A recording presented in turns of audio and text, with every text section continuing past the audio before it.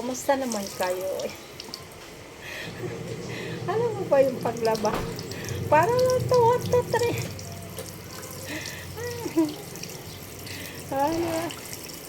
3. Nawala na yung lakas. Wala kasing naglalaba sa akin kasi ano, na maglalaba din daw siya. Tapos masaya ako kasi darating ng anak ko.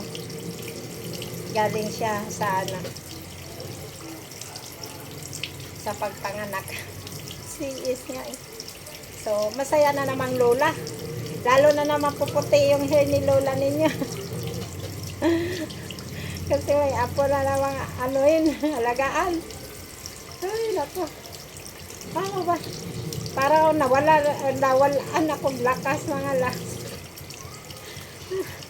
Yung washing is yung mga basahan na lang yan. Parang 3 ikot, 1 ikot, 1 ikot, 2 ikot, 2 ikot, 1 ikot, 1 ikot. Ang daming ikot.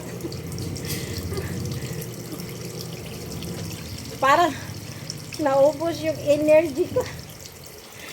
Kasi Chinese New Year na bukas, kailangan ang bahay malinis, bagong palit yung mga kama, mga punda, kumot, linis sa mga room, hagdanan, pababa. O, di ba, bong? Aray ka. Naka-shirt na nakatasan na, nagpatapos damit kasi basang-basa ako.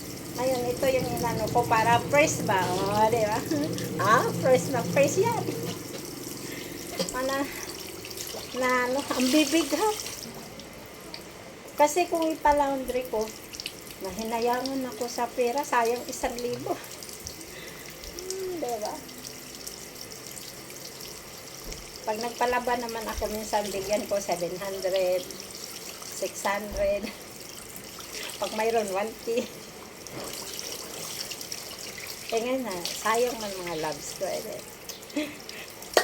Hala, Vera. Hala, Vera. Oh, bunggahan na pa natin.